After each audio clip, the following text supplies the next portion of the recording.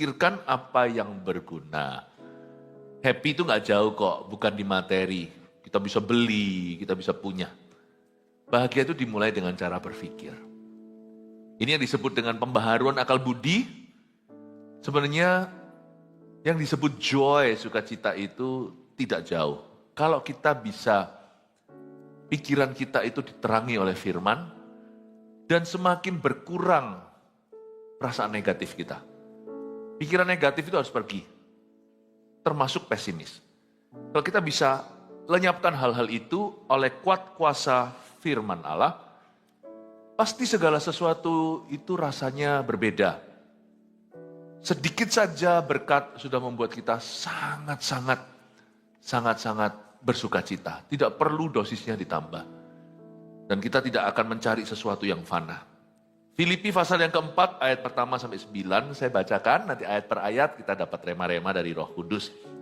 Karena itu, saudara-saudara yang kukasihi dan yang kurindukan, sukacitaku dan mahkotaku, berdirilah juga dengan teguh dalam Tuhan, hai saudara-saudaraku yang kekasih. Berhenti di sana, ayat 1 dulu. Rasul Paulus ini dalam penjara waktu menulis surat ini. Tapi dia itu bisa bersyukur. Bersyukur, dia nggak bisa mensyukuri keadaannya harusnya karena dipasung lengan, kaki dan lengan. Itu sakit loh dipasung itu. Itu ya, itu punggungnya itu pasti it's gonna break your back. Kalau kita dipasung kaki dan tangan. Tapi Rasul Paulus itu tidak pernah defisit yang namanya syukuran. Dia tidak pernah izinkan pikirannya itu ngelandur atau pikiran dia itu ngalor kidul. Dia nggak pernah izinkan pikirannya itu keselokan-selokan kehidupan. Dia selalu di jalan raya Tuhan. Dia yang sama yang menuliskan di Roma 12. Hendaklah pikiranmu diperbaharui, yakni akal budi. Pembaharuan pikiran supaya kamu tahu apa yang menjadi kehendak Tuhan. Rasul Paulus itu berkata dalam suratnya tersebut di Roma, kalau kita harus mempersembahkan hidup kita, tubuh kita sebenarnya sebagai persembahan yang hidup. Di dalam badan kita ini ada satu medan perang namanya pikiran kita. Ini adalah organ yang sangat seksual juga. Organ seksual itu bahkan bukan kelamin. Ini yang setir.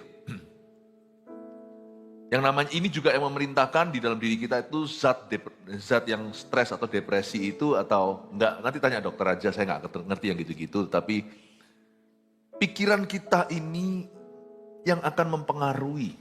Ini medan perangnya. Roh kita sudah diselamatkan waktu kita lahir baru, tapi kalau pikiran kita enggak diserahkan, kita akan kalah melulu di sini. Dan ini akan menggerus kebahagiaanmu. Tapi pikiran kita kalau diserahkan ke Tuhan, akal budi itu diperbaharui, itu dahsyat luar biasa. Saya tidak berkata bahwa iman itu adalah kekuatan pikiran. Pikiran positif, oh iman lebih dari itu. Tapi kalau positif aja nggak bisa, kasihan orang yang demikian. Lihat Paulus dalam penjara dia berkata, karena itu saudara-saudara yang kukasihi dan yang kurindukan, dia tulis surat. Sukacitaku dan mahkotaku.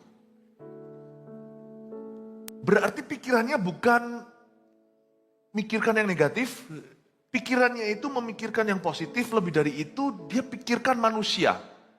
Dia pikirkan orang-orang, dia pikirkan jemaat, sukacitaku, mahkotaku. Sangat gampang ya kita itu terpeleset ke dalam pikiran yang negatif dan pesimis.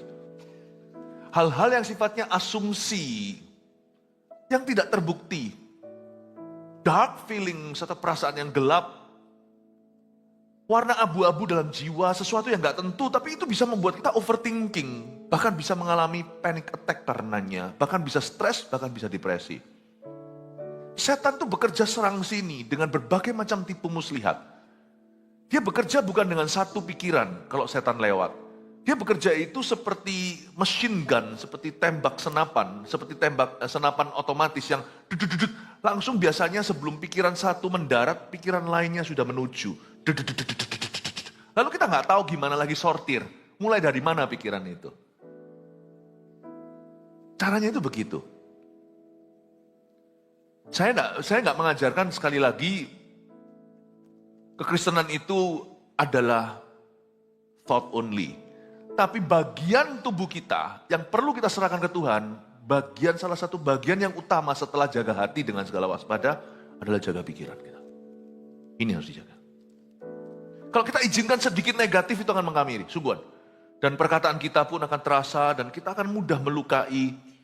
Orang yang terluka itu akan kelihatan juga. Cara berpikirannya pun mulai minus. Cara berpikirnya itu nggak pas. Hati-hati ya, hari-hari ke depan jaga ini. Dijaga sini. Karena Tuhan mau memberi kita ide-ide baru, pikiran-pikiran yang cemerlang. Tuhan mau berbicara kepada pikiran kita ketika kita baca firman. Kita nggak digelapkan, mata kita itu tidak menjadi gelap. Waktu kita baca firman, Tuhan mau kita singkapkan. Tuhan akan pakai pikiran kita yang dipengaruhi Roh Kudus untuk menyingkapkan itu. Makanya itu, jangan serahkan pikiranmu untuk sesuatu yang untuk sesuatu yang patut kita pertanyakan. Jangan mau dihipnotis. Jangan mau kosongkan pikiran. Tuhan tidak pernah ajari kita kalau kita menghadap hadiratnya itu kosongkan pikiran. Tidak loh ya. Ku renungkan firman-Mu, itu yang diajarkan. Siang dan malam, bukan kosongkan.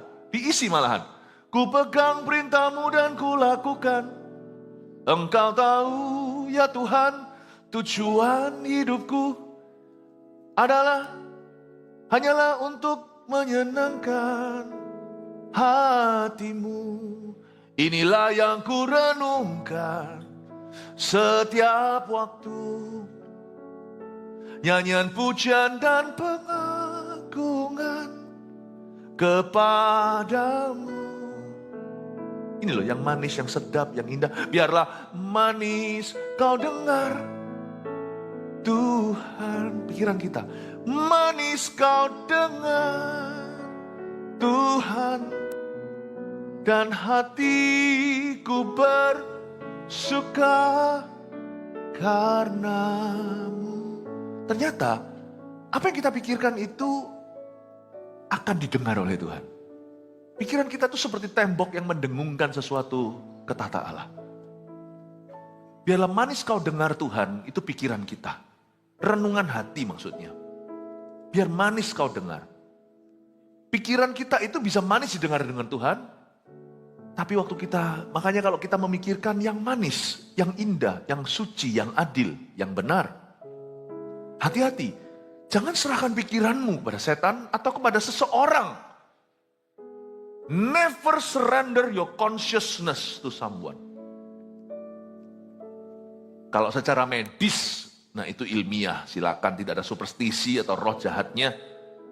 Kalau memang perlu dianestesi oleh dokter, ya, saya waktu pernah operasi lutut saya itu, cepet itu dikasih infus seperti ini, oksigen.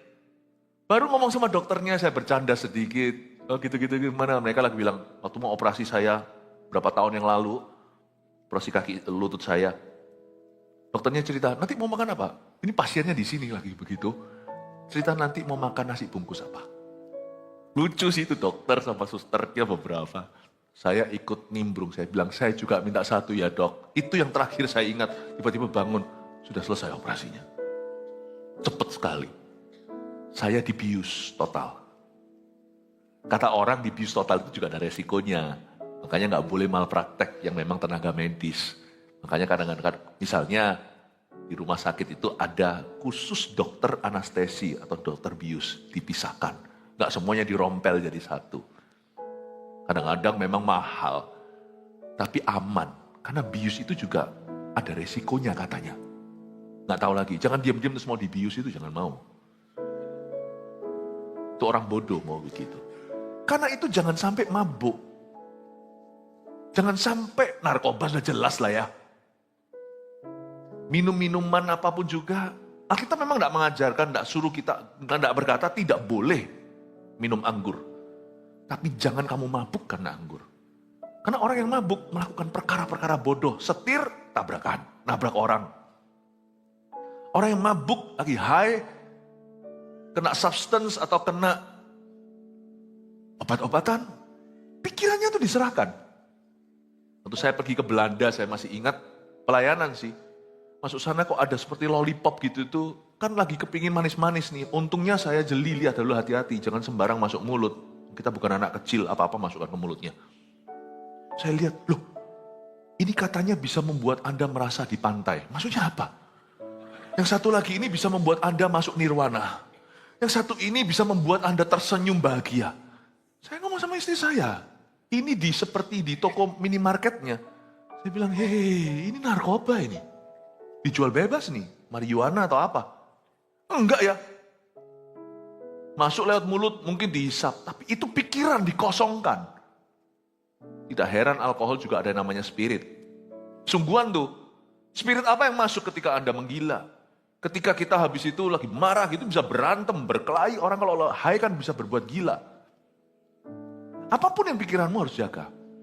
Pikiran itu hanya bisa tenang waktu tidur. Izinkan di dalam Tuhan. Itu adalah bagian daripada pemulihan badan. Tapi jangan biarkan pikiran Anda kosong. Tidur pun tidak kosong kok. Kalau kita tidur dalam hadiratnya ya, bukan mati maksudnya. Tidur, hati kita beres sama Tuhan itu, kita dapat mimpi yang indah. Saya itu pemimpi loh. Saya sering dalam tidur saya itu mendapat banyak sekali ide-ide bagus. Kadang-kadang sebagai pengkhotbah pun sesuai dengan jalur profesi, Tuhan kasih saya itu bahan khotbah dalam tidur juga. Kasih saya perenungan, kasih saya gambar, karena saya ini orangnya visual. Pikiran gak pernah kosong. Cuman dia seperti mobil kalau lagi tidak kita gas, running engine-nya tetapi dia tidak melaju gitu loh. Orang tidur kayak gitu, tidak kosong. Siapa bilang? Kita tidur itu pikiran kita kosong, itu no. Pikiran kita enggak. Makanya itu kalau sebelum tidur itu jangan marah. Jangan simpen dosa sampai esok hari. Selesaikan hari ini, minta ampun sama Tuhan, move on. Jangan lakukan lagi. Untuk tidur itu kita dapat sesuatu. Pikir kita itu di bawah alam bawah sadar. Di dalam tidur aja kalau kita mimpi yang buruk aja kita tahu takut kok. Kalau kita mimpi yang salah aja kita juga merasa bersalah ya kan. Ada cerita seorang istri ketika bangun tidur langsung marah sama suaminya. Kenapa? Kamu jahat. Jahat kapan? Di dalam mimpiku. Loh, kasihan kadang-kadang. Tapi laki-laki kalau digituin, biar aja iya sayang, gak apa-apa, sorry aja. Yang ketawa itu mungkin pernah ngalami itu ya. Ayo ngaku. Saya tidak akan memberikan ini, saya dihipnotis. Ayo ngomong kata ini, kalimat ini, lalu habis itu nanti semua kehendak saya dipegang orang itu. Sebab dalam pikiran kita bukan ada kemauan, ada kehendak, ada pilihan. Nah itu saya jaga. Tidur lain cerita. Anestesi kalau memang itu prosedur medis. Saya masih ingat kok waktu saya bangun dari operasi saya itu. Kalimat pertama yang keluar dari mulut saya itu sungguhan. I love you Jesus. Lagi operasi kok. Tiba-tiba saya berkata I love you Jesus. Lain ya. Di tidur kita, bangun kita, kalau kita itu cinta Tuhan, kita tetap cinta Tuhan.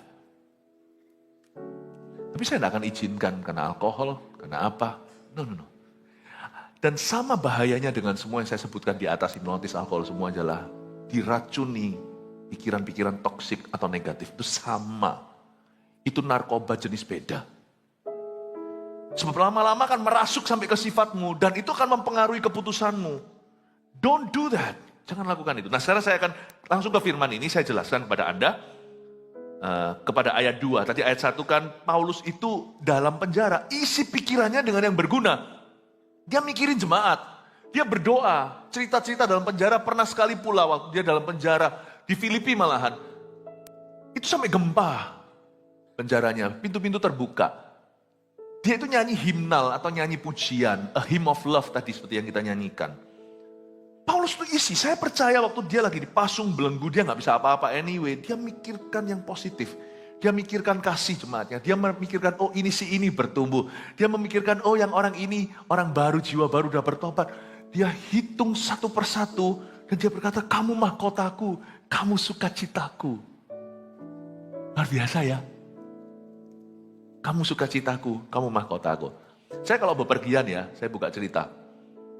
Saya di HP saya itu ada foto-foto, video-video keluarga saya banyak. Sampai storage-nya habis. Ya. Yang hoax-hoax itu gak pernah saya save. Malah saya blok iya. Nah kalau saya gak bisa tidur gitu ya. Kadang-kadang kalau badan terlalu capek itu malah nggak bisa tidur. Kalau pergi pelayanan gitu, wah lalu ketemu orang, lalu acara, lalu khotbah, pemuritan segala sampai di kamar. Tinggal letihnya setelah mandi. Lucunya sebelum mandi rasanya sudah mau geblak aja di ranjang. Tapi kalau pulang kembali ke hotel, saya pastilah langsung akan mandi dulu. Saya nggak bisa tidur kalau nggak mandi. Mandi keramas jadi seger. Lucu, luarnya seger, dalamnya capek sekali. Jadi saya nggak bisa tidur. Saya nggak terus isi macam-macam gitu, nggak. Apa pikiran-pikiran, mikir-mikir nggak. Sebelum pikiran saya lari-lari karena saya ini aktif di sini. Saya nyalakan video, saya lihat sukacita saya dan mahkota saya, anak-anak saya. Saya nonton video. Gitu. Lucu ketawa-tawa. Anda juga boleh loh nonton saya di YouTube. Baru dengar shalom jemaat. Kalau nggak bisa hitung domba, kebanyakan hitung gembala aja. Saya itu seringkali dijadikan obat bubuk sama banyak orang. Nggak bisa tidur dengar khotbahnya Pastor Philip. Emangnya apa? Maksudnya apa?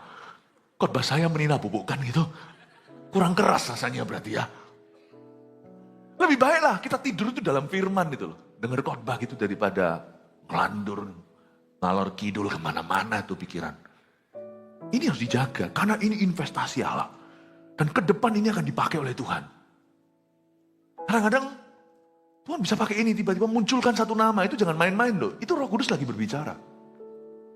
Ya, roh kita dan otak kita itu bekerja sama. Coba lihat orang Kristen yang sudah diselamatkan, tapi stres dan depresi, bisakah Tuhan memakai pikirannya?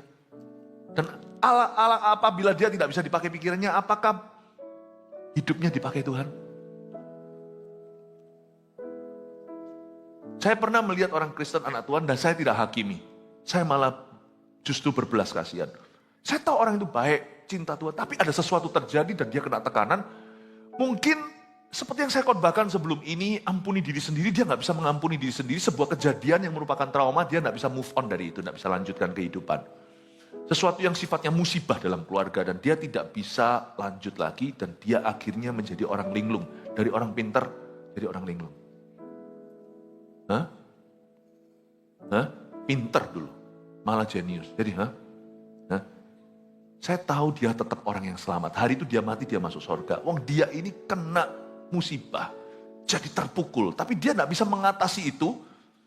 Dan memang juga akhirnya pilihan pribadi. Jadi dia nggak jahat, tapi dia jadi korban. Tapi kenapa dia mental korban? Ya itu sudah keputusan. Itu pikiran. Nggak bisa dipakai Tuhan lagi. Bisa sih menjadi sebuah cerita lah, syukurilah, apalah, apapun bisa dipakai Tuhan. Tapi dia nggak bisa memakai semua potensinya. Dia linglung kok, sama orang aja, diajak ngomong nggak nyantol begitu? Nggak bisa. Satu-satunya yang bisa diajak ngomong sama dia adalah konselor atau psikiater. Karena bisa dia mendidik anak. Your thought, saya bukan bicara your brain, karena brain itu organ tubuh. Thought itu pikiran semua. Your thought is your life.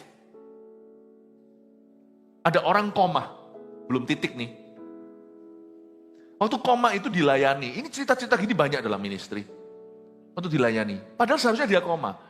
Harusnya dia boleh dikatakan bahkan sudah mati, sudah flatline. Garis lurus. Harusnya kalau menurut dokter, itu berarti sudah brain dead. Tapi ada, nggak banyak sih yang gini cerita, tapi ada. Tapi orangnya dihidupkan lagi. Itu salah satu daripada medical miracle atau mujizat medis. Itu dokter-dokter aja yang bisa menjelaskan. Makanya dokter-dokter kalau mau jujur melihat Tuhan itu ada. Tuhan itu sungguh-sungguh ada Tuhan. Ada kasus-kasus gitu nggak bisa dijelaskan seharusnya. Bangun lagi, tapi waktu bangun ada yang cerita. Waktu itu dia lihat dokternya pakai alat apa segalanya kayak gitu-gitu. Nggak mungkin.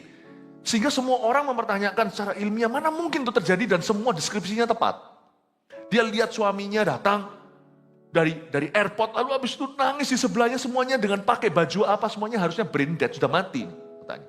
Kok bisa dia punya pikiran tahu itu suaminya ini gini, aku di mana segalanya, dia lihat ruangannya kok dingin gitu. Ternyata pikiran itu roh, melebihi sekedar your brain, otak Anda. Otak Anda. Seorang ibu yang demensia, seharusnya orang bilang itu penyakit pikun. Meskipun tidak bisa mengenali mungkin anak sendiri, tapi ketika melihat anaknya, mungkin orang lain deketin nggak mau. Karena orang demensia kan bisa lupa. Tapi anaknya sendiri dia mau. Ada satu pikiran seorang mama tidak bisa dihalangi demensia. Ada sebuah thought, otaknya nggak mampu. Perasaan ibu masih di situ.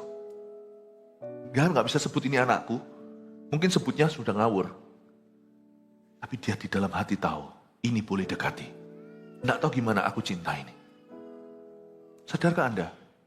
Pikiran kalau tidak dijaga, dia akan merasuk seluruhnya. Dan pikiran kalau dijaga, Anda akan berjalan dalam kehendak Allah. Semoga ini membantu Anda. Bahwa tidak sia-sia untuk kita menjaga pikiran kita. Makanya itu saya tidak sembarang asosiasi bicara dengan orang tertentu. Ada orang tertentu yang saya sengaja hindari. Bukan karena saya takut. Karena saya tidak akan izinkan pikiran saya diperas untuk sesuatu yang sia-sia. Itulah sebabnya pergaulan yang buruk merusak kebiasaan yang baik, itu maksudnya. Paru-paru harus kita jaga. Pada saat pneumonia lagi COVID kemarin itu, wah paru-parunya putih, bercak-bercak, wah dijaga. Semua perlu dijaga, saya setuju. Tapi dari semua organ kita, setelah hati kita yang paling perlu dijaga adalah your thought life, kehidupan pikiranmu. Pernahkah Anda tiba-tiba rasa down, tidak tahu kenapa? Jangan dibiarkan. Jangan dibiarkan. BT kata orang galau lah, apalah bahasa modernnya hari ini, jangan dibiarkan. Itu nanti lama-lama Anda jadi orang yang mudah down, gak stabil. Anda kira itu perasaan? Bukan, itu patron pikiran. Pikiran kita itu bakat alam untuk nangkap sinyal-sinyal yang gak jelas. Nah kita harus hati-hati, makanya saya jaga bagaimana dengan apakah seorang anak muda mempertahankan kelakuannya bersih dengan menjaganya sesuai dengan firman. Firman ini mempan dengan pikiran. Kalau kita berdoa menyembah Tuhan itu hati yang kena dulu. Makanya dua hal ini tidak boleh jauh dari aktivitas Kristiani. Anak-anak Tuhan harus dekat dengan dua ini. Yaitu berdoa alias memuji menyembah juga sama. Dan baca firman. Ada orang Kristen yang cuma suka memuji menyembah Tuhan. Gak suka baca firman. Coba lihat nanti ya. Rohnya besar. Luar biasa peka. Tapi ngawur pikirannya. Malah jadi orang yang ngeroh. Tapi kalau kita hanya makan firman, rohnya tidak dibangun. Makanya saya suka berbahasa lidah, saya suka berdoa, bukan hanya baca firman saja. Lama-lama saya jadi Farisi, hanya teori. Saya jadi pintar, tahu segala sesuatu, tahu jalurnya, tapi nggak punya keberanian. Tahu semua apa itu mengampuni, tapi waktu giliran mengampuni, hati saya itu loh membeku. Jangan jadi orang Kristen salah satu, tapi dua-duanya. Dua aktivitas ini, yang satu menjaga hati waktu kita berdoa, memuji, menyembah Tuhan bertahta di atas pujian umatnya. Sesuatu terjadi di hatimu. Tapi saya akan selalu ke firman, karena firman ini yang directly affecting your thought. Karena firman ini yang langsung mempengaruhi pikiranmu, termasuk khotbah-khotbah yang diurapi, pengajaran-pengajaran firman. Itu akan mempengaruhi patronmu. Patron pikiran sama dengan paradigma. Nah itu bukan pikiran saja, itu suatu kompilasi pikiran yang menjadi karaktermu. Menjadi caramu, fondasi berpikirmu. Paradigma. Anak kecil, bayi belum punya paradigma. Waktu mereka melihat sesuatu, mereka mikir sesuatu. Mama gak ada, mama hilang. Dia gak punya paradigma, belum punya realita. Dia cuma lihat ke depan, panca indera. Tapi waktu dia besar, mungkin dia di dalam keluarga yang kasar. Pelecehan pun terjadi. Lama-lama dia punya paradigma. Apa itu jahat? Lalu pula dilanjutkan lagi komplikasinya. Semua laki-laki sama saja. Nah di situ biasanya masalah seksualitas juga terjadi.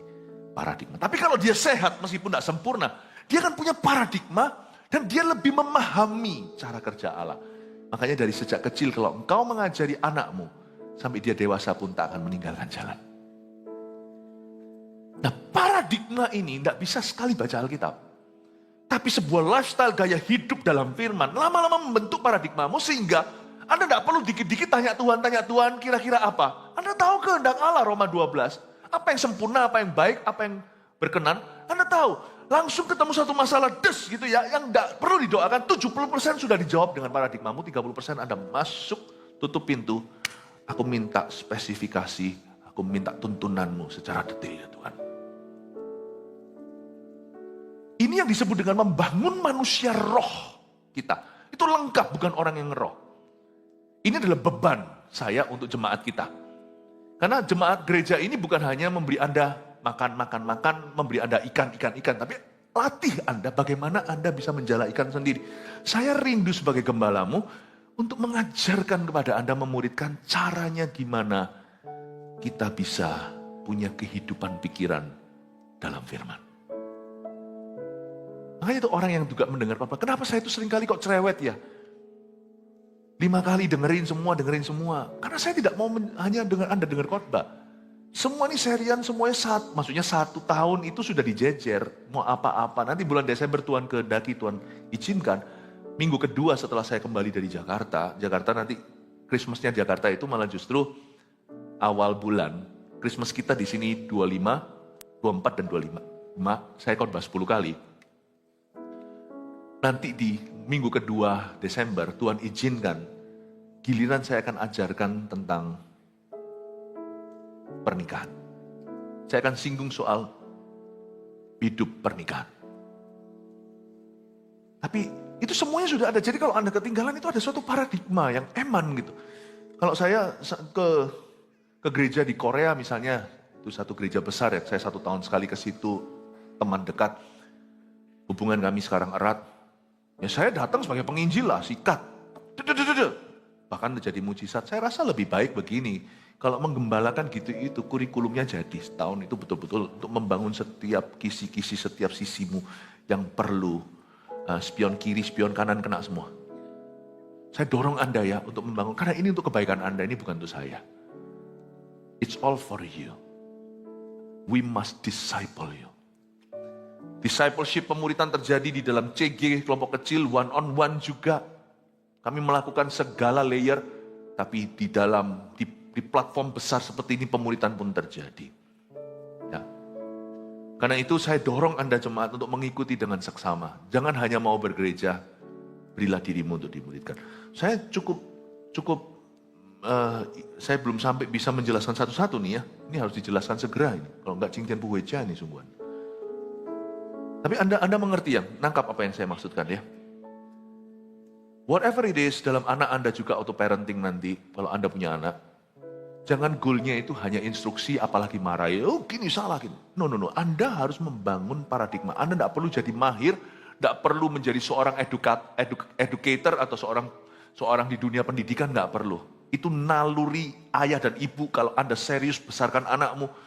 Kalau Anda libatkan Tuhan, pasti Tuhan kasih hikmat. Anda tidak tahu, tidak bisa disuruh buat kurikulum formalnya, tapi di hati Anda akan ada gerakan. Ini yang baik untuk anak Anda, ini tidak. Tapi saya kasih goal besarnya.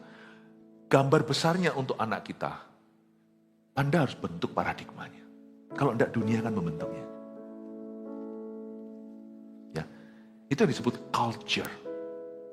Building the culture. Kebudayaannya. Ya.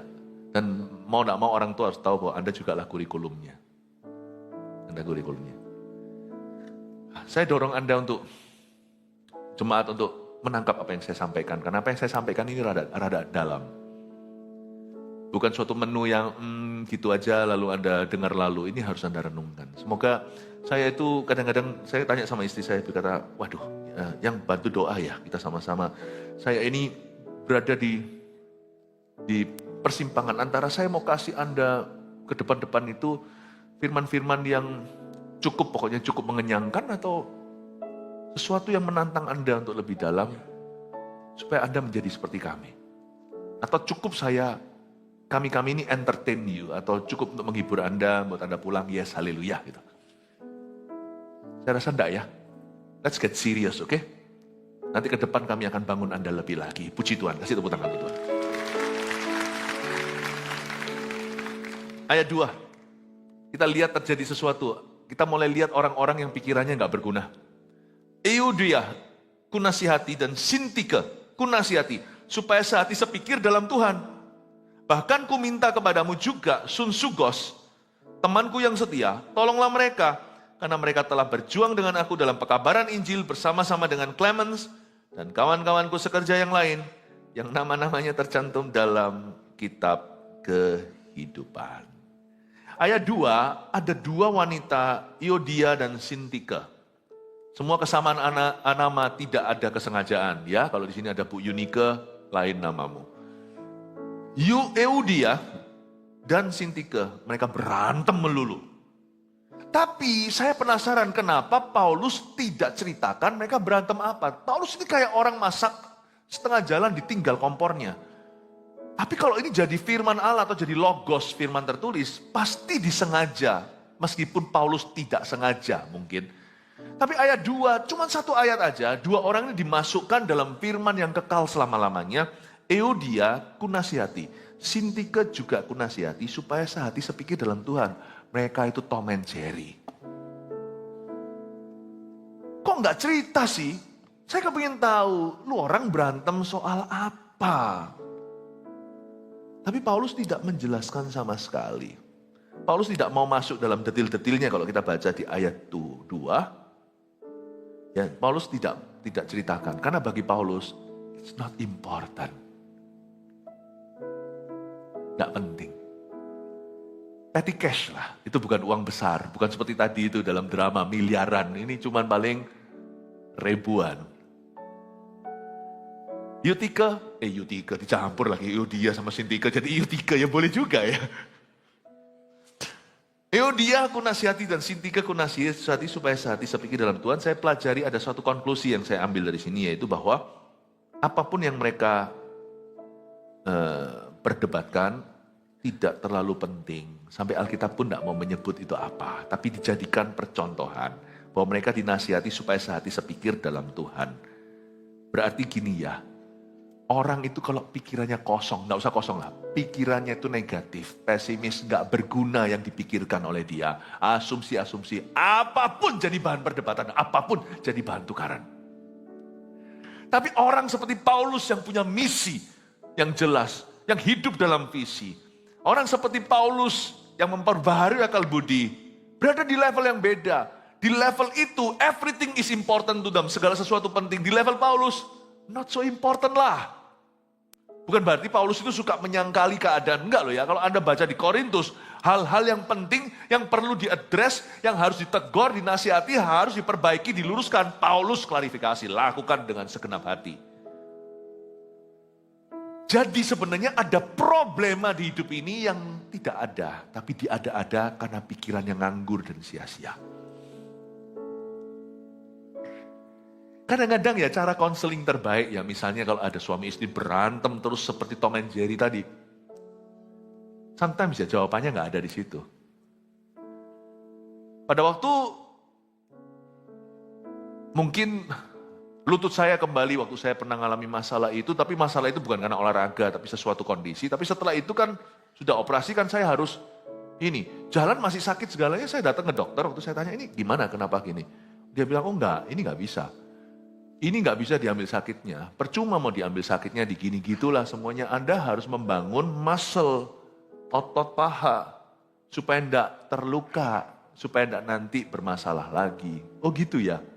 Iya, dengan nanti Anda bangun ini, karena ini terjadi atrofi atau terjadi penyusutan otot, Anda kalau sekarang bangun ini lagi, the pain will go away by itself. Akan pergi sendiri. Jadi ada orang tertentu yang nggak perlu didengarkan debatnya. Ada yang perlu didengarkan, harus ada penyelesaian. Tapi coba ya, dalam hidup ini saya yakin 70% dari masalah kita itu alhasil pikiran kita yang sia-sia.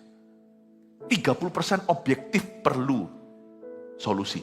70% menurut saya bangun bukan muscle pahamu, bangun otot doamu dan otot firmanmu. Selesai sendiri. Jadi kalau suami istri seperti Tom and Jerry, 30% sungguh perlu dikonselingi, 70% you bangun mesbah doamu, you bangun kehidupan firmanmu. Sudah selesai sendiri. Yang dulu dipermasalahkan, tiba-tiba no problem honey. Gak semua masalah itu perlu dicari solusinya. Karena kadang-kadang Ada masalah yang bisa hidup itu kan gampang. Dibuat sulit juga bisa, dibuat gampang, lebih mudah juga bisa. Kalau gampang sih hidup itu enggak mudah sih. Tapi kalau mau dipermudah juga bisa, dipersulit juga bisa. Tergantung yang jalani sih. Iya kan?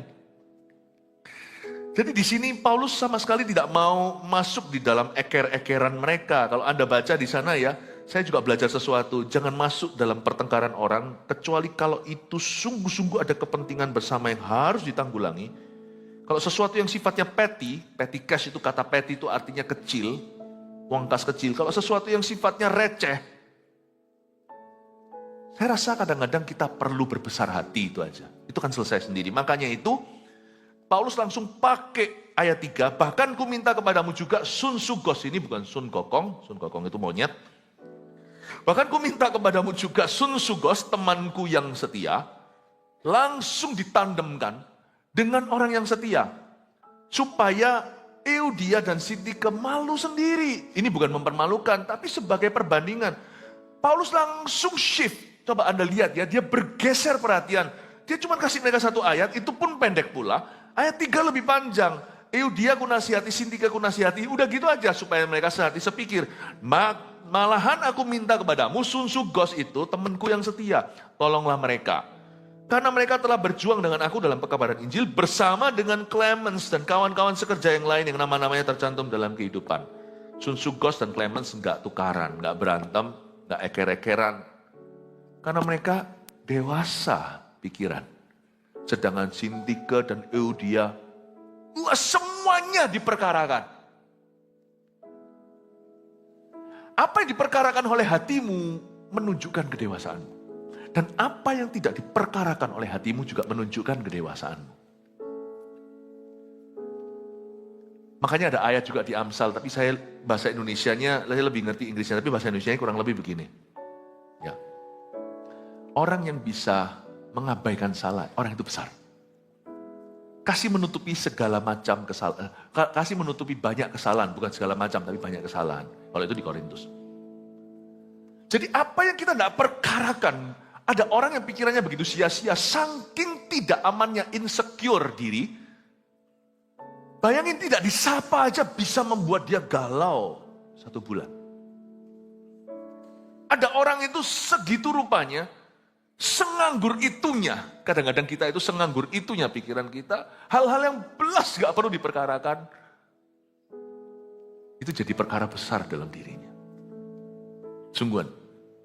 Makanya itu saya berdoa di dalam nama Yesus, supaya pikiran kita diisi dengan sesuatu. Amin Bapak Ibu.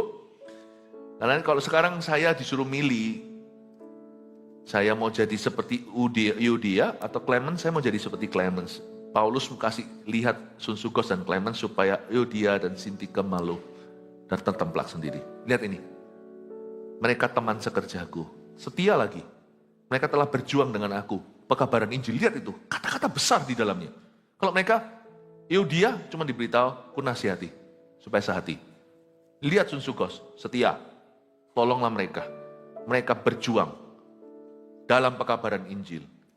Clemens, nama-namanya tercantum dalam kitab kehidupan. Luar biasa, ayat 4. Bersukacitalah senantiasa dalam Tuhan. Sekali lagi kukatakan, bersukacitalah. Setelah dikasih bom nuklir sama Paulus tidak lanjut. Paulus cuma bilang gini, sudahlah. Ngomong Eudia sama Sintike, sudahlah. Baik kan? Karena bagi Paulus, gak ada masalah apa-apa. Ini kayak dokter yang suruh pasiennya pulang. Dok, gatal di sini, diperiksa nggak ada apa-apa. Dok, pusing di sana, di MRI bahkan di apa juga nggak ada apa-apa. Dok, lama-lama dokternya bilang pulang. Yuk nggak ada masalah. Ada loh pasien gitu, karena pasiennya datang ke saya. Saya diusir loh, Pastor Philip sama dokter. Kenapa? Andai kata saya, tapi pendeta nggak boleh usir orang, itu jadi berita. Dan saya bilang, betul, berarti isilah hidupmu. Isi apa maksudnya Pastor Philip? Kalau pikirannya melulu ke diri sendiri ya semuanya sakit, semuanya gatal. Isi pikiranmu dengan sesuatu yang lain gitu loh. Oh gitu ya? Saya doakan, mau dengar puji Tuhan. Ini Eudia dan Sintike bilang, sudah, you gak ada masalah. Kalau ada masalah pasti Paulus akan tanggulangi, dia terbukti. Terbukti berkali-kali begitu. Tapi sun sugos, dia bilang, lihat sun sugos. Lihat Clemens, orang-orang yang namanya tertulis dalam kitab kehidupan. Lihat ya, di mata Tuhan yang diperhitungkan adalah orang-orang yang tidak sia-siakan hidupnya. Orang-orang yang tidak memikirkan sia-sia. Kolose berkata, biarlah pikiranmu ada di atas di mana Kristus ada. Janganlah pikiranmu di bawah. Bapak Ibu Saudara, saya dorong Anda. Dan sekarang ayat 4 berkata, bersukacitalah senantiasa dalam Tuhan. Sekali lagi kukatakan bersukacitalah. Kalau saya jadi Euodia, saya sudah tertemplak karena ini yang nulis di penjara. Be happy lah. Kalau orang kanker berkata, bersyukurlah. Kita yang sehat malu ya kan. Udahlah. Kalau ada orang yang sudah kanker stadium terakhir tapi terus ingin melayani di CG contohnya, pernah ada cerita-cerita begitu. Dan termasuk mereka yang sudah meninggal dunia, pahlawan-pahlawan iman kita. Kalau mereka berkata, ayolah layani. Yang gak mau melayani, yang suam kuku pasti malu. Paulus berkata, bersukacitalah senantiasa dalam Tuhan. Sekali lagi kukatakan bersukacitalah. You know, joy eliminates the need to be offended. Karena ada sukacita, kita tidak merasa perlu. Kita gini loh, kalau kan ada sukacita, kita itu, pikiran kita itu nggak senganggur itu sampai mikirkan hari ini aku tersinggung apa ya, atau hari ini sesuatu yang nggak ada gunanya. Paulus berkata bersukacitalah senantiasa dalam Tuhan. Sekali lagi kukatakan bersukacitalah, itulah double joy sesungguhnya, itulah porsi ganda sukacita. Paulus berkata kalau hatimu, pikiranmu diisi dengan sukacita Tuhan, bahagiamu akan penuh. Karena kamu tidak punya waktu untuk mengeluh. Luar biasa ya. Bahagia itu nggak usah dibeli mahal-mahal loh sobat. Tentunya ada hal-hal tertentu yang membuat kita happy, bisa dibeli dengan money. Saya tahu. Tapi tanpa money pun banyak happiness tersedia kok. Karena joy itu free. Sukacita itu bebas biaya. Justru menurut saya, orang-orang paling stres di dunia itu orang yang punya segala-galanya. Karena mereka lebih dirudung takut. Kebanyakan orang-orang yang sukses gimana itu susah tidur itu banyak, gak sedikit. Saya berkata begini bukan berarti anti sukses, enggak. Tapi miliki dulu gaya hidup yang benar di hadapan Allah. Jaga hati dengan segala waspada. Sehingga kalau sukses datang itu tidak merenggut nyawamu. Bahagia kita itu tidak tergantung dengan hal-hal itu, apalagi perkara materi. Bersukacitalah senantiasa dari seorang dalam penjara. Sekali lagi kukatakan double porsi, bersukacitalah. Itu juga termasuk bicara kepada Euodia. Kalau kalian itu hatinya itu bersukacita untuk apa yang menyenangkan hati Tuhan. Pikiranmu itu ke situ di mana Kristus ada. Bukan pada diri sendiri dan perkara-perkara tidak berguna. Niscaya pastilah hidupmu akan jauh lebih happy dari sekarang. Kenapa sih? Coba lihat ya, orang gak happy ketemu sama orang gak happy biasanya itu akan gegeran. Tapi orang yang happy juga bisa berselisih paham. Tapi tidak sampai kepahitan. Euodia dan Sintika sudah pada titik bahaya. Bapak Ibu Saudara, saya dorong. Kalau hati dan pikiran Anda diisi dengan firman dan dengan hadirat Allah, banyak hal selesai loh di rumah tangga Anda. Sungguhan. Banyak hal selesai sendiri. Mari kita lihat sekarang ayat 5. Hendaklah kebaikan hatimu diketahui semua orang, Tuhan sudah dekat. Mulai nasihat. Paulus ngomong baik kepada Syntychus, kepada Clemens, baik kepada Euodia dan Sintika, dia berkata, hendaklah kebaikan hatimu diketahui semua orang, Tuhan sudah dekat. Saya suka kata kebaikan hatimu, dalam bahasa Inggrisnya kebaikan hati di situ bukan fondness. Fondness, F-O-N-D, fondness itu baik sama orang yang baik sama kita, baik sama orang yang cocok. Itu bukan kata ini. Kata ini adalah kindness. Buah roh itu kebaikan, bahasa Indonesianya sama. Fondness itu juga kebaikan. Kindness juga kebaikan, tapi dalam bahasa Inggrisnya ada perbedaan. Bahasa di balik kata kebaikan hatimu dalam bahasa Yunaninya, ini adalah kindness, bukan fondness. Fondness itu sama orang yang ramah, jadi kita sudah naturalnya seorang mama sama bayinya, oh lucunya fond. Dia senang, bukan cuma baik, dia baik karena dia senang. Dia baik karena dia cocok. Fondness. Tapi kindness itu sama semua orang. Saya pelajari satu hal dalam hidup ini, kalau hati kita latih untuk baik hati kita akan lebih happy, sungguhan itu. Saya belajar kalau sama orang di masyarakat, sebagai publik figur apalagi, tidak semua orang suka sama kita, ada yang suka, ada yang benci. Tapi sekalipun kalau saya jalan di mana dan saya tahu orang itu nggak suka sama saya contohnya atau ngomong apa atau gimana, bukan sesuatu asumsi tapi sesuatu yang terbukti. Saya nggak jadikan itu perkara di hati saya. Pertama-tama saya beritahu pada diri saya sendiri pikiran yang berguna. Emangnya gua ini siapa semua orang harus suka sama saya, Yesus saja nggak semua orang cinta. Kalau Anda itu bisa cengli atau bisa masuk akal pikirannya itu, hidup itu tanpa ekspektasi yang berlebih.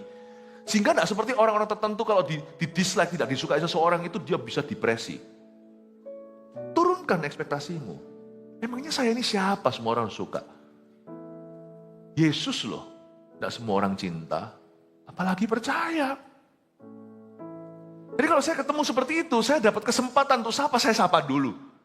I may not be fond of you, saya mungkin tidak suka sama kamu.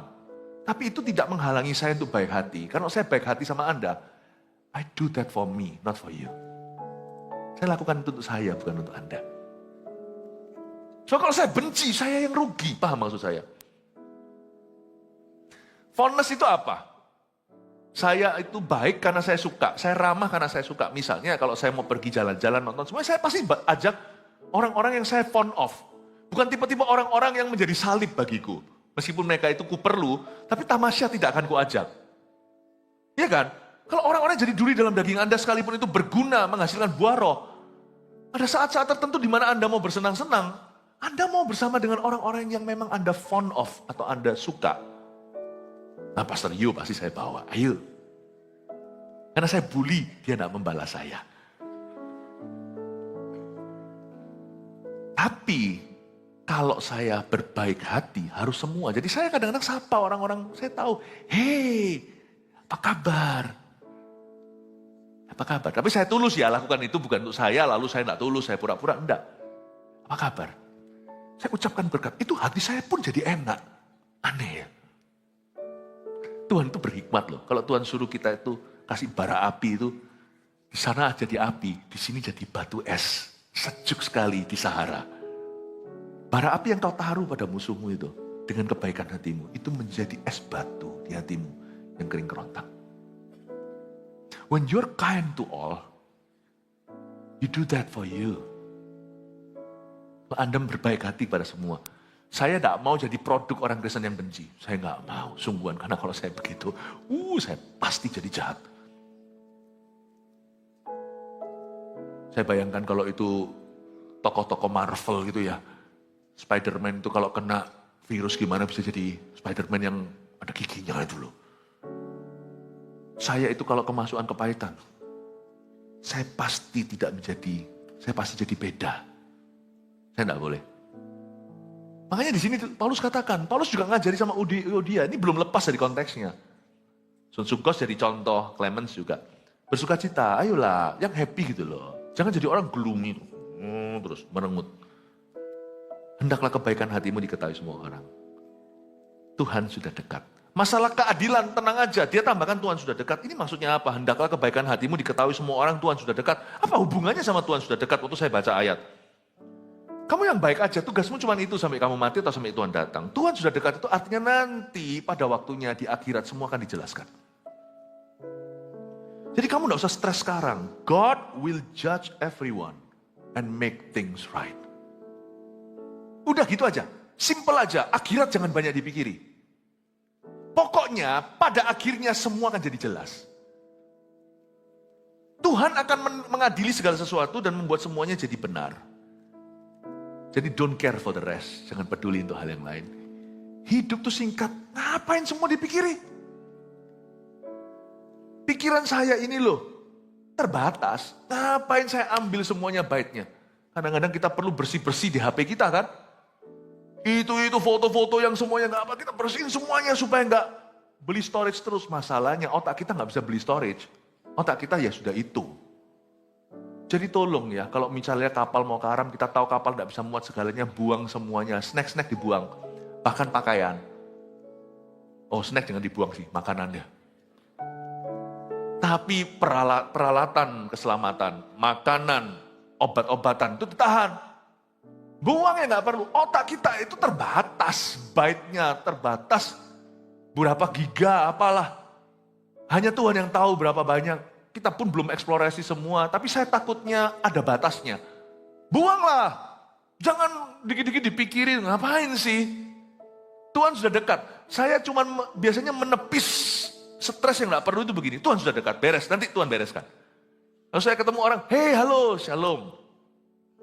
Saya tahu orang itu jahat sekali. Hey halo, shalom. Istri saya itu pernah sekali, lucu, waktu itu suatu hari ada satu orang yang super jahat sama saya.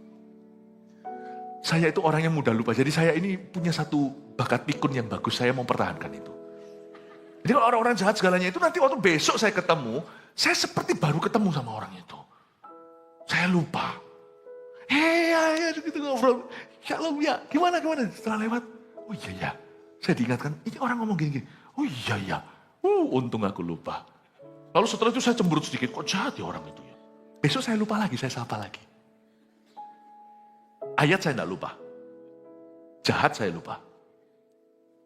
Ya, I think I like that. Dan istri saya juga meneguhkan, kamu itu lucu. Jadi orangnya, saya rasa lebih baik gitu. Nah, jangan dipikiri ya, kalau semuanya kesalahan orang itu kan. Kejahatan orang, pernah diapain orang. Ngapain sih jadi trauma? Sebenarnya trauma enggak itu perlu kesembuhan batin, doa, kelepasan, teriak-teriak juga perlu. Kalau sudah terlanjur, kalau sudah terjangkit ya kan. Tapi lebih hebat lagi kalau nggak pernah terjangkit. Ngapain sih dipikiri? Orang yang punya relax attitude seperti itu terhadap kesalahan orang lain, orang itu biasanya nanti lebih ringan hidupnya. Kemarilah yang letih lesu dan berbeban berat, ku beri kuk yang ringan. Ini loh sekarang saya ajarkan, ini loh kuk ringan.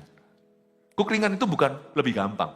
Kuk ringan itu Tuhan memberimu relax attitude atau sikap hati yang santai deh. Bahasa Ibrani tadi di kebaktian berapa saya sampaikan. Bahasa Ibrani versi Surabaya, ya wes lah.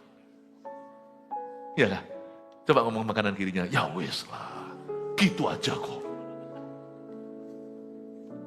Orang yang paling kasihan adalah orang yang kalau masuk, lu gak tahu saya siapa ya? Wah, yang butuh disembah, butuh dipuji, butuh nomor satu, egonya tinggi. Gengsinya apalagi. Orang gitu tuh menyiksa diri, sungguhan.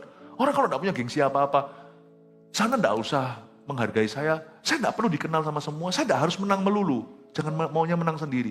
Enak loh hidup kayak gitu. Ambisi kita untuk yang perlu, kalau hal-hal yang sifatnya penting, ambisi setengah mati. Tapi sifatnya tidak berguna, ngapain sih dipikiri? Bisa tidak kita begitu? Supaya kita punya ruang untuk Allah nanti memberi kita ide-ide yang brilian. Supaya kita itu punya availability, kita punya space atau punya ruang hampa untuk Tuhan. Taruh sesuatu kemudian hari. Jangan dihabisi itu. Amin Bapak Ibu. Semoga berguna ya. Dikit-dikit lagi ya. Selesai ya. Sampai mana? Oh, ayat 6. Janganlah hendaknya kamu khawatir tentang apapun juga. Ini cara unload ini, gampang. Ini cara buang-buang foto. Jangan kamu khawatir tentang apapun juga. Yang pertama harus pergi kekhawatiran. Karena kekhawatiran itu belum terjadi dan tidak tentu terjadi. Ngapain dipikiri? Nanti kalau begini gimana kayak tadi itu loh. Ini takut yang sakit, ini takut bangkrut, ini takut diselingkuhi. Tidak terjadi. Relax aja lah, kalau terjadi aku hadapi gitu aja. Bukan berarti kita nggak antisipasi. Ngapain antisipasi gitu? Kalau hidup kita itu selalu siap melakukan kehendak Tuhan, apapun yang di depan kita, kita pasti siap menghadapi. Santai aja. Ngomong gini enak Pastor Philip, enggak. Santai nggak santai, masalahnya sama datang. Kayak mau santai atau mau stres. Stres kalau sudah datang, saya akan hadapi. Ditunggu juga sama stresnya, nggak ditunggu juga stresnya datang. Asal saya ready to do God's will, siap melakukan kehendak Tuhan. Kalau datang, baru saya rasakan stresnya, ayo kita jalani. Sebenarnya masa stres di hidup kita itu mungkin sekian puluh persen. Tapi jadi 100%, karena orang yang takut stres, sudah stres sebelum stres datang. Jadi dia stresi stresnya, ngerti maksud saya?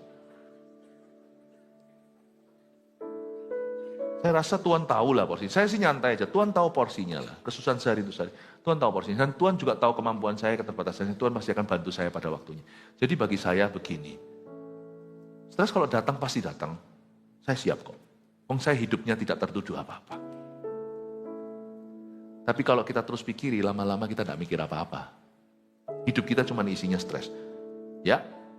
Jangan hendaknya kamu khawatir tentang apapun juga, tetapi nyatakanlah dalam segala hal keinginanmu kepada Allah dalam doa dan permohonan dengan ucapan syukur. Nah di sini ada skillnya. Belajar art ini atau belajar hikmat. Dikatakan di sini setelah jangan khawatir adalah nyatakan dalam segala hal keinginanmu pada Allah. Tulis baik-baik. Belajar menaruh perasaan Anda dalam kata-kata. Ini kekurangan kita orang Asia dan orang Indonesia. Orang Barat sangat bagus dengan hal ini. Tapi kognitif mereka secara otak bagus, tapi mungkin secara perasaannya, secara kepekaan, kebudayaannya, komunitasnya, lebih individualistis, itu kalah sama orang Asia. Tetapi satu hal yang kita bisa pelajari dari kelebihan orang adalah mereka bisa menaruh kata-kata, perasaan dalam kata-kata. Nah, kalau perasaan Anda itu mungkin tidak bisa diutarakan dengan kata-kata, saya bersyukur untuk bahasa lidah. Tetapi minimal dengan menaruhnya dalam kata-kata, akal budi kita jadi lebih ringan.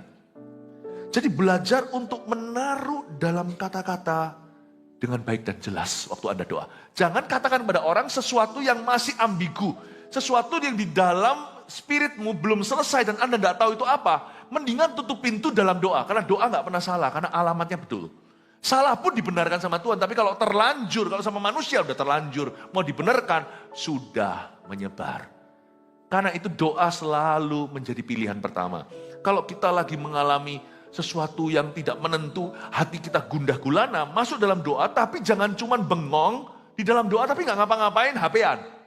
Dalam doa itu taruh HP-nya, kecuali kalau mungkin untuk catat atau baca ayat, terserah, saya sih suka bukunya, yaitu Alkitab. Tetapi waktu saya sudah di dalam doa, saya pastikan berusaha, sekalipun bahasa lidah itu yang menjawab bahasa roh saya, menjawab sesuatu yang rahasia. Tapi waktu saya menyatakan dalam bahasa manusia yang bisa dipahami, akal budiku jadi terbantu. Biasanya saya akan nyatakan dalam segala hal. Dalam segala hal, keinginanmu kepada Allah dalam doa.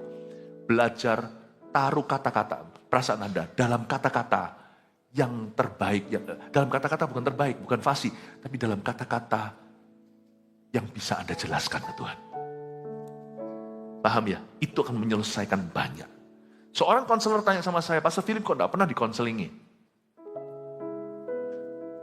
Dia berkata, orang-orang biasanya termasuk hamba Tuhan seringkali harus dikonselingi sekian waktu, karena mungkin masih ada sesuatu yang numpuk di sini. Nah, disinilah. Mungkin habis itu akhirnya salah satu menyimpulkan, mungkinkah orang ini konseling langsung sama Tuhan. Bukan berarti saya pangkat, saya juga butuh orang. Saya butuh teman kerja, teman menaruh pikiran, teman untuk bertukar pikiran. Tetapi saya tidak sampai pada titik pasien itu, tidak sampai. Karena saya punya satu kebiasaan yang mungkin Anda bisa coba. Saya masuk dalam hadirat Tuhan. Saya tuangkan dalam kata-kata, bukan karena saya fasih lidah. Tapi dalam kata-kata sejelas mungkin hatiku di mana. Karena itu saya butuh konsentrasi, saya tidak bisa doa itu keluar masuk, lalu orang keluar masuk. Gini, dan tidak bisa 5 menitan, karena saya butuh fokus. Setelah sekian lama, selesai itu pikiran saya. Pikiran saya seperti berguna untuk hal-hal berikutnya. Itu ajaib loh, Anda boleh coba itu. Anda mengeluh, gak bisa belajar mah, jangan dimarahin, duduk, lu mikirnya apa? Takut mah, gak lulus segalanya, nah ajak doa, selesai, belajarnya lancar. Besok dapat A. Dalam doa Anda harus bisa taruh. Dan dalam permohonan. Kata permohonan di situ supplication. Masih bisa lanjut sedikit ya? Gak apa-apa ya. Saya dengar-dengar di luar macet sekali. Loh, kalau Anda gimana? Saya ini 5 kali khotbah, harusnya saya capek. Tapi saya rasa ini harus Anda dengarkan. Ya, jadi begitu. Jadi sampai mana? Nah, permohonan dalam doa dan permohonan. Kata permohonan di situ bedanya apa dengan doa? Bukankah doa itu memohon? Bukan. Doa pertama ini the general sense atau secara umum doa itu maksudnya time of prayer atau waktu berdoa. Tapi supplication permohonan jangan hanya tuangkan dalam kata-kata keluh kesah, tapi ujungnya harus ada permohonan.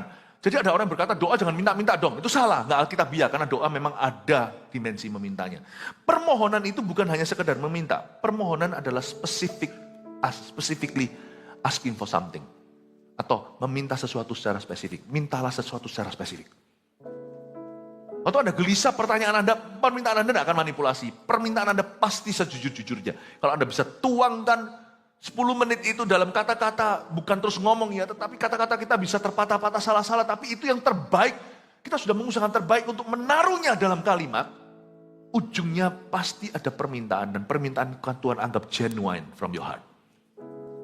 Permintaan itu akan Tuhan anggap sejati dari hatimu. Kata permohonan, lalu jangan lupa balsamnya. Lotion terakhirnya doa itu adalah dengan ucapan syukur. Supaya hatimu dibalsami dan dijaga setelah amin keluar dari ruang doa.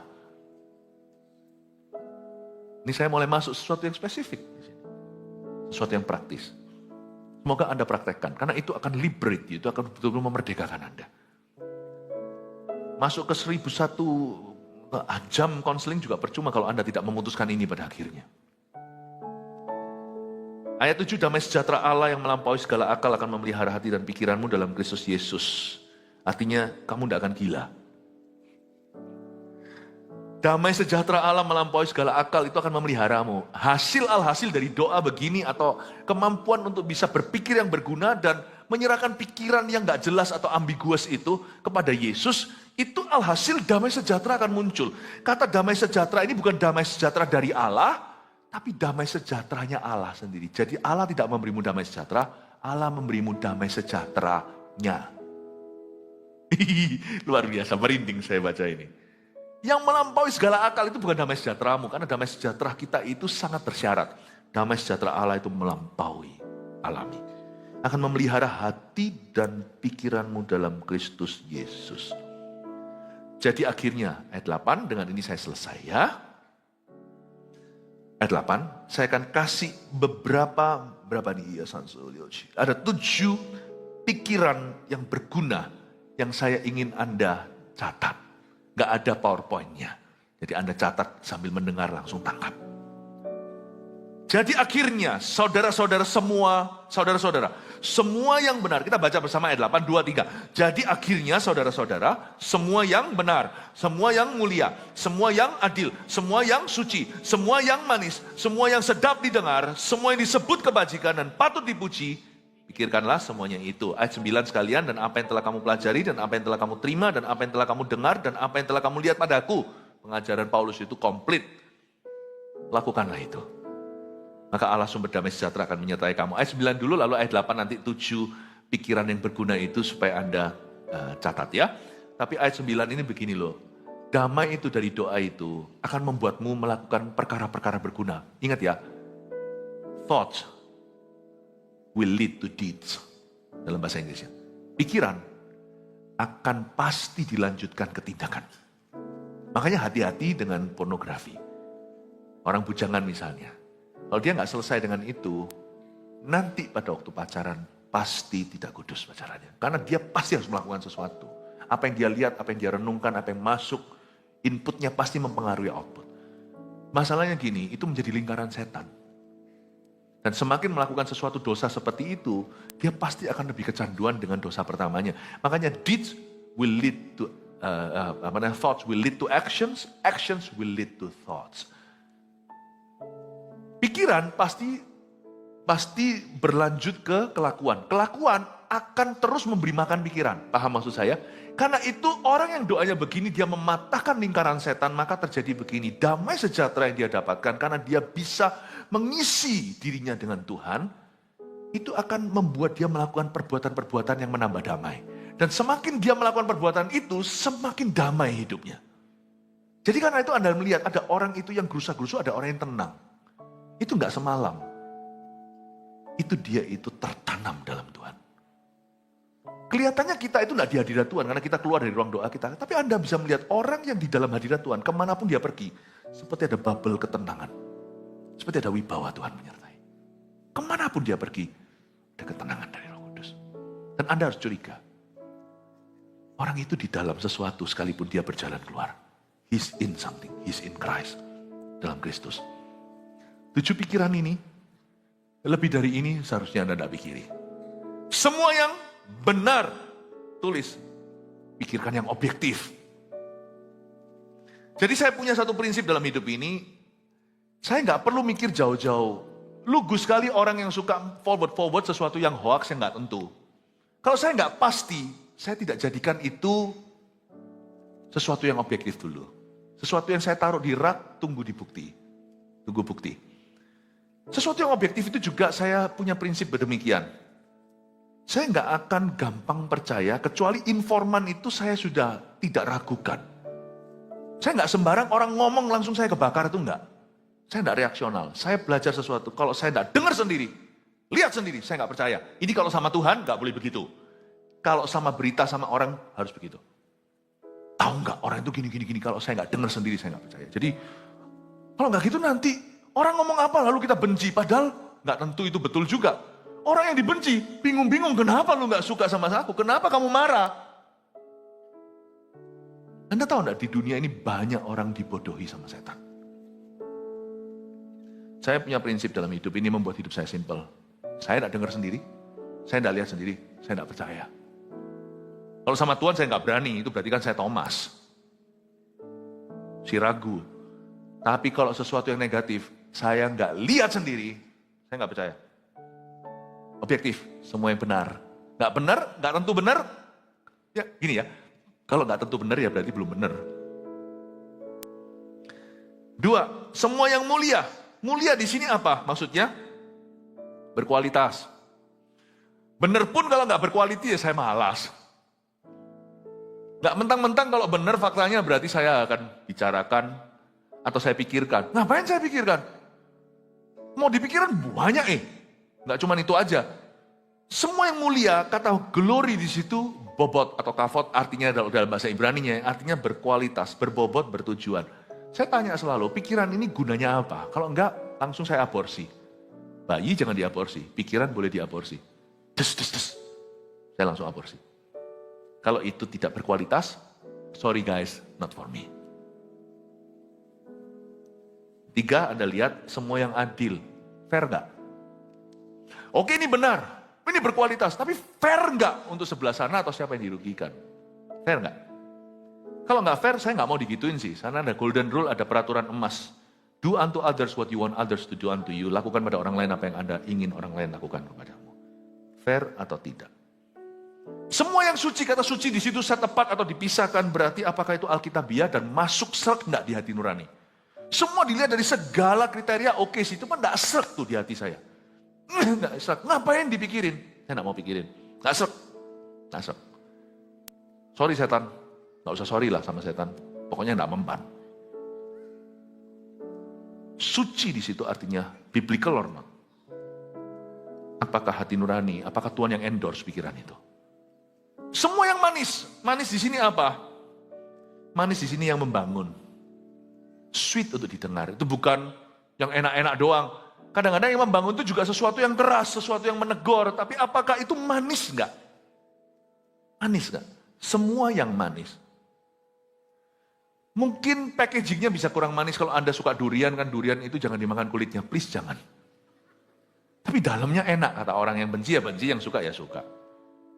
Kadang-kadang packagingnya itu memang dalam bentuk konstruktif, kritisisme atau kritikan yang membangun. Tapi kalau Anda makan itu buahnya, itu manis loh. Itu manis. Semua yang manis. Semua yang sedap didengar di sana, ayat nomor 6, yang sedap didengar itu semua yang testimonial. Nah ini gak ada salahnya. Semua yang sifatnya kesaksian, good story yang membangun iman, itu saya terima. Wah saya terima. Saya senang, Paul senang sekali kalau orang itu memberikan kesaksian, saya itu senang sekali. Karena itu membangun semua telinga yang mendengarnya. Yang disebut, lalu terakhir yang disebut kebajikan dan patut dipuji. Ini mirip sih, yang nomor 7 ini saya kasih bahasa saya sendiri. Inilah laporan kemenangan, bukan cuma testimonial yang disebut kebajikan dan patut dipuji itu viralkan yang sifatnya laporan-laporan kemenangan dari orang lain dan sebagainya. 7 hal ini kalau Anda bedah pikiran saya, most of the time saya nggak ngaku-ngaku selalu berhasil. Most of the time, hampir selalu, sebagian besar waktu, most of the time. Saya masih gagal kadang-kadang. Most of the time kalau Anda belah sini, Anda lihat 7 butir itu. Dan selama makanya, karena saya ingin Roh Kudus kerasan di sini dan terus berkarya. Kutularkan dalam nama Yesus milikmu. Haleluya. Mari kita semua bangkit berdiri.